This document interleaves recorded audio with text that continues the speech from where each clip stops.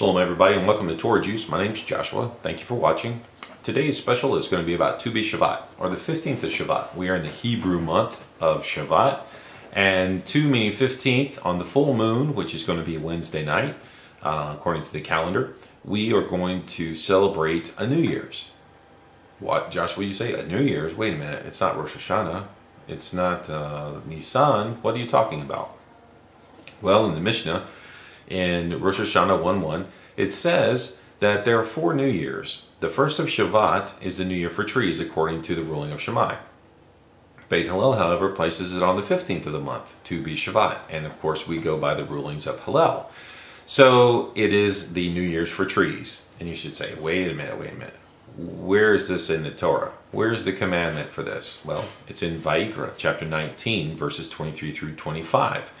It says, when you come to the land and you plant any tree, you shall treat its fruit as forbidden for 3 years. It will be forbidden and not eaten. In the 4th year, all of its fruit shall be sanctified to praise Hashem. And in the 5th year, you may eat its fruit. Okay? So when you plant a tree, you can't eat of its fruit for 3 years.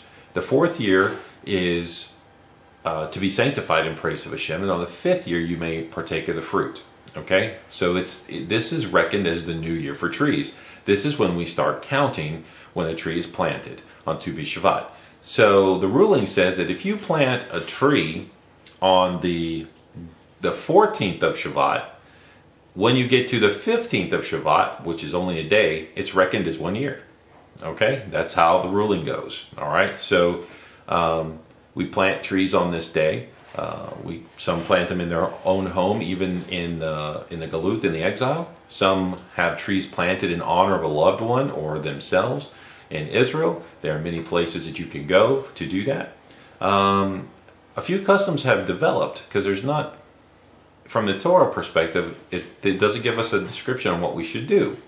So to make this meaningful to people, they kind of come up with their own customs. In the 16th century, the Kabbalists actually made a Seder, much like a Pesach Seder, where you sit down and you have cups of juice, you have balsamic vinegar, and you have some fruits and pomegranates and grapes and the 7 species, or the Shavat HaMinim from Israel, which are wheat, barley, grapes, figs, pomegranates, olives, and honey dates, according to Deuteronomy 8:8.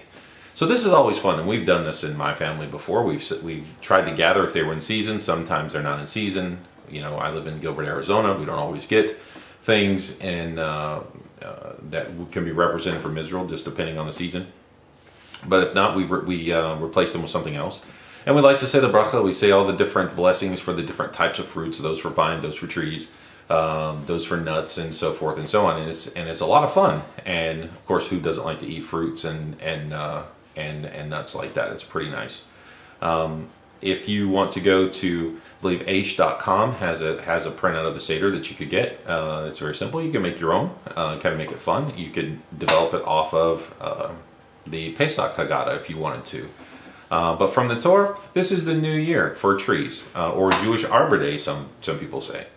Now, this is a biblical perspective. Now, unfortunately, there's been some political intertwinings with things like global warming and things like that, but let's not intertwine those type of political things into this time, the 15th of Shabbat, which is a new moon and a new year for trees when we start counting. Are we commanded to do this? We're not commanded to observe as far as some kind of Seder or something like that, but when it comes to the trees, we are commanded. We don't eat for the first 3 years. The 4th is to be sanctified in the name of Hashem and praise for Hashem. And the 5th, then we can partake of it. Okay? So this is what's done. So I encourage you, build a tree or plant a tree if you can. Also, what might be nice is if you have the means to do so, maybe have a tree planted in honor of a loved one or your family or something at Mount Carmel, if that's possible. I know they're looking for that. Or maybe give a donation to the Jewish National Fund is a good place. They plant trees in Israel all over the place, and then that they're taking donations for Mount Carmel from the big fires, if you don't know that.